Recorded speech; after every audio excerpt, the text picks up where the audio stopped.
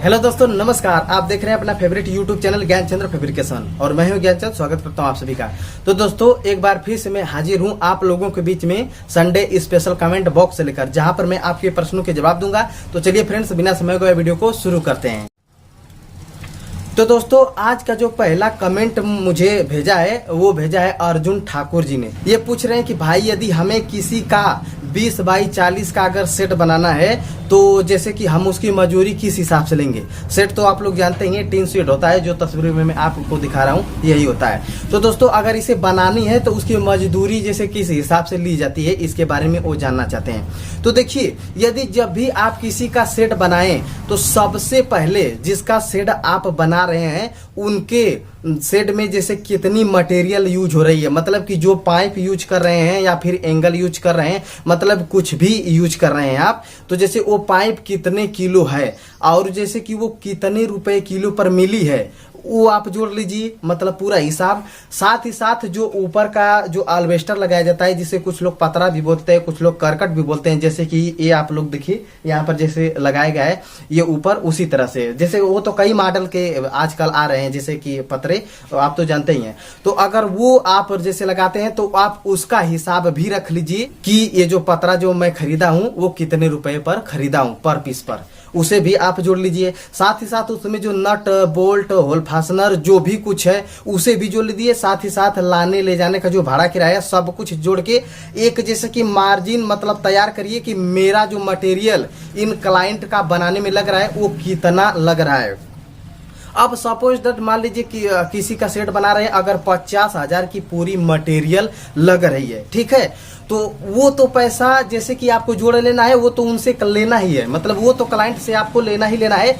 लेकिन और जो आप अपनी मजूरी रखेंगे, मतलब जो आपका जो लेबर चार्ज जो होता है, एक तरह से लेबर चार्ज जो बोल सकते हैं, वो कितनी रखेंगे, तो वो सेट को बनाने के बाद चाहे जितनी बाई जितनी में बनाए, जैसा कि आपने कहा कि भाई मुझे 20 बाई 40 का बनाना है, तो जो 20 बाई 40 का यदि आप किसी का तैयार करेंगे ना, तो अब उसका क्या करना है कि स्क्वायर फीट निकालना है और उसी के हिसाब से मजूरी तय करना है। तो समझिए कि आपने कहा है कि 20 बाई 40, तो यदि 20 में 40 का यदि आप गुणा करेंगे तो ये आपका करीब कितना आएगा, 800, यानी कि स्क्वायर फीट आपका 800 आ जाएगा। स्क्वायर फीट निकालने का तरीका ये होता है कि लंबाई चौड़ाई का दोनों को गुणा किया जाता है। तो जब ये 800 आ गया तो इसमें जो है कि 20 रुपए से लेकर 25 रुपए पर स्क्वायर फीट पर अपनी मजदूरी जोड़ सकते हैं। आज से साल भर पहले 20 रुपया था और इसके बीच में तो जैसे कभी मैंने सेट बनाया नहीं, लेकिन हाँ, आज के डेट में कम से कम 22-23 रुपया या 25 रुपया तो आप ले ही सकते हैं, क्योंकि जिस तरह से महंगाई बढ़ी है तो हम लोगों की मजदूरी भी तो भैया बढ़नी ही चाहिए।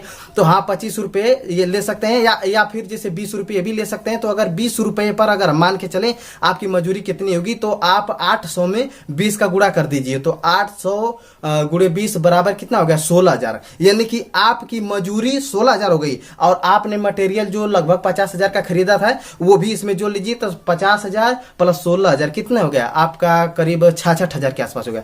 तो मतलब इतनी जैसे कि मजूरी आपकी तैयार होगी। उम्मीद करता हूं कि आप समझ गए होंगे कि मजूरी किस हिसाब से लेनी है। नेक्स्ट कमेंट करते हैं उभरता भारत। ये पूछते हैं कि भाई, हमारे शटर को 23 साल हो गया है और वो बहुत टाइट उठ रहा है, उसका क्या समाधान है। क्या बात है भाई, मतलब कि भारत उभर रहा है लेकिन आप नहीं उभरे, आपने 23 साल वाला ही शटर आज भी घिस रहे हैं। मेरे का कहने का मतलब ये है कि भारत ने पीएम बदला, सीएम बदला, लेकिन आपने अपना शटर नहीं बदला है, अभी भी उसी को चला रहे हैं। कोई बात नहीं है दोस्तों, यदि आप उसे चला रहे हैं और चलाना चाहते हैं तो देखिए, चूंकि आप बता रहे हैं कि मेरा शटर जो है कि 23 साल पुराना हो गया है, तो यदि आपका जैसे कि शटर के अगल बगल का जो साइडा है अगर वो अच्छे खासे तैयार है, मतलब मूर्छा उर्चा नहीं पकड़ा है, क्योंकि टाइट उठने का कारण यही है कि जब शटर बहुत ज्यादा पुराना हो जाता है तो नारी में भी थोड़ा सा दिक्कत हो जाती है, और साथ ही साथ जो है कि स्प्रिंग ढीला ढाला हो जाता है। जैसे ग्रीसिंग नहीं करते हैं तो जब पाइप घस जाती है या फिर जैसे कि सूख जाता है ग्रीस, तो भी टाइट उठता है। तो आप जो है कि देखिए, अगर किसी भी प्रकार की कोई दिक्कत नहीं है, अगर कहीं टूटा फटा नहीं है, तो आप जैसे जो ऊपर का स्प्रिंग है उसे आप टाइट करवा सकते हैं, या तो स्प्रिंग जैसे कि बदलवा सकते हैं और ग्रीसिंग जो है कि करवा सकते हैं, जिससे जो है कि आपका शटर अच्छी तरह से काम करने लगेगा। और आप जैसे मिस्त्री जैसे जहां भी होंगे आपके नजदीकी कोई मिस्त्री, तो उनसे देख करके चेक करवा लीजिए कि भाई देखिए ये मेरा शटर जो है कि इतना साल पुराना है और इसमें क्या क्या गड़बड़ी आ गई है, थोड़ा उसे सही कर दीजिए। तो अगर वो सही करने लायक रहेगा तो मिस्त्री खुद ही बता देंगे कि हाँ ये काम हो जाएगा तो ये सही हो जाएगा। लेकिन हाँ, यदि मिस्त्री कहते हैं कि नहीं भाई ये तो बहुत पुराना हो गया, अब चलने लायक नहीं है, तो आप जैसे कि नया शटर लगवा सकते हैं। नेक्स्ट कमेंट करते हैं सुरेंद्र वर्मा। ये पूछते हैं कि भाई स्टेपलाइजर से हम वेल्डिंग मशीन चला सकते हैं क्या? अगर 300 केवीए का वेल्डिंग मशीन है तो उसके लिए कितने मतलब कि केवीए का जैसे हमें स्टेबलाइजर का प्रयोग करना पड़ेगा? तो दोस्तों, इसका जवाब देने से पहले मैं आपको बताता हूं कि इसके ऊपर मैंने एक प्रयोग करना चाहा था। जैसे मैं एक क्लाइंट के घर गया था जैसे कि रेलिंग लगाने के लिए, तो वहां पर जैसे डबल फेस वो लाइन खींचे थे और हमारी मशीन जो थी वो एक सिंगल फेस थी। तो मैंने सोचा कि इनका स्टेबलाइजर से ही क्यों न चला दूं। तो उनका जैसे कि 5 हॉर्स पावर का जैसे स्टेबलाइजर था, तो मैंने कहा कि जैसे आपका डबल फेस है और मेरा जो मशीन है वो सिंगल फेस है, तो एक काम करिए स्टेपलाइजर से ही मैं जोड़ देता हूं और स्टेपलाइजर से ही मैं वेल्डिंग करता हूं। मैं ये प्रयोग करना चाहता था कि देखें जैसे ये सक्सेस हो जा रहा है कि नहीं।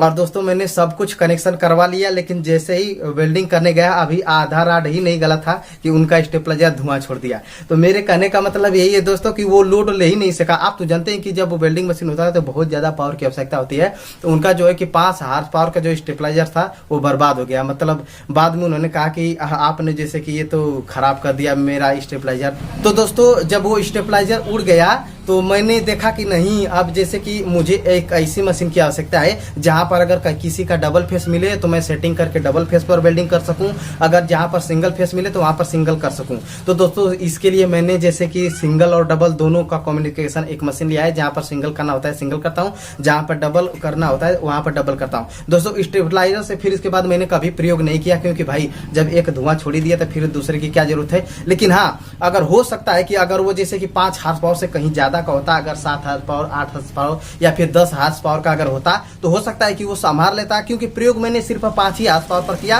और वो नाकामयाब रहा। तो मैं ये तो नहीं कहूंगा कि आप जैसे कि किसी भी स्टेबलाइजर पर प्रयोग करें। मैं यही आपको सजेशन दूंगा कि यदि आप वेल्डिंग करना चाहते हैं तो डायरेक्ट लाइन खींचिए और डायरेक्ट वेल्डिंग करिए डबल फेस के वेल्डिंग मशीन पर, अन्यथा स्टेबलाइजर के चक्कर में आप मत पड़िए। नहीं तो हो सकता है कि अगर स्टेबलाइजर उड़ गया तो एक तो खुद इतना महंगा मिलता है, अगर बाद में उड़ गया तो कहीं उससे ज्यादा खर्चा बैठ जाएगा, इसीलिए। नेक्स्ट कमेंट करते हैं मोबिन खान। ये पूछते हैं कि भाई स्लाइडिंग गेट की सेटिंग कैसे करते हैं, उसके बारे में थोड़ा जानकारी दे दीजिए।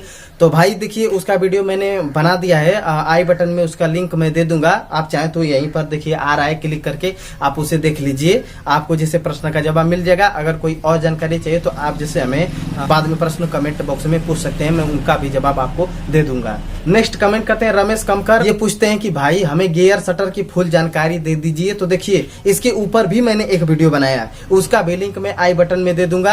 आप वहां पर जाइए, आप देखिए वीडियो को, समझिए। अगर कोई प्रश्न और रहता है तो आप जैसे वहीं पर कमेंट करिएगा, मैं जैसे उसका भी जवाब आपको दे दूंगा। नेक्स्ट कमेंट करते हैं राज वर्मा। ये भी पूछते हैं कि भाई गोल सीढ़ी कैसे बनाया जाता है, इसके ऊपर जैसे एक वीडियो बनाओ।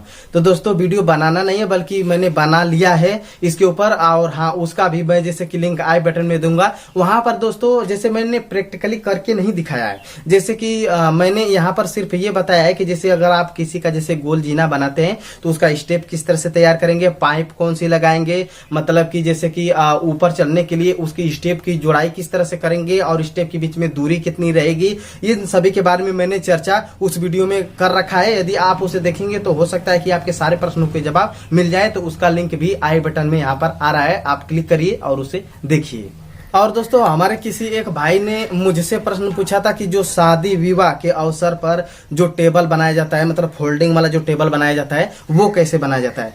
तो दोस्तों देखिए, हमारे यहाँ जितनी भी चीजें बनती हैं, जैसे गेट हो गया, खिड़की हो गया, दरवाजा हो गया, शटर हो गया, मतलब जो भी चीज बनती है उसका तो जानकारी मैं आप लोगों को दे देता हूँ। लेकिन जो चीजें हमारे यहाँ नहीं बनती है उसके बारे में जैसे न जानता हूँ न उसके बारे में जानकारी किसी को दे सकता हूँ। तो उन्होंने चूंकि मुझसे प्रश्न पूछा था, तो फिलहाल में तो जैसे कि हमारे यहाँ नहीं है, इसीलिए प्रॉपर जानकारी मेरे पास उसकी नहीं है। क्योंकि दोस्तों, मैं चाहता हूं कि मैं किसी को जानकारी दूं तो पूरा दूं ताकि उसके काम में आ सके, अन्यथा अधूरी जानकारी मैं किसी को नहीं देना चाहता। लेकिन दोस्तों, यदि आप इसके बारे में जानकारी लेना चाहते हैं तो आप तो जैसे नकल मार के भी काम कर सकते हैं। आप तो जानते हैं कि इंडिया नकल के मामले में कितना आगे है। तो आप जैसे अगर किसी का टेबल बनाना ही चाहते हैं तो आप किसी का टेबल देख करके कि वहां पर जैसे कितना नाप का काटा गया है, होल कैसे मारा गया है, कहां पर जैसे कि कितना राउंड किया गया है, या फिर चौकोर बनाना है तो वो किस तरह तरह से किया गया है, ये सब तो आप देख कर भी कर सकते हैं। इसमें कोई दिक्कत मुझे लगता है कि नहीं होनी चाहिए। मतलब सामने रहेगा तो आप देख करके समझ भी सकते हैं। अगर शुरू में बनाएंगे तो आइडिया मिल जाएगा, तो आप जरूर जैसे कि उसके बारे में जैसे और अच्छे से जानकारी लेकर के काम को कर सकते हैं। अच्छा लगा होगा, वीडियो अच्छा लगा तो लाइक कीजिए, चैनल पर नहीं तो सब्सक्राइब कीजिए। अब हम मिलेंगे किसी नई वीडियो में किसी नई जानकारी के साथ, तब तक दीजिए इजाजत, नमस्कार।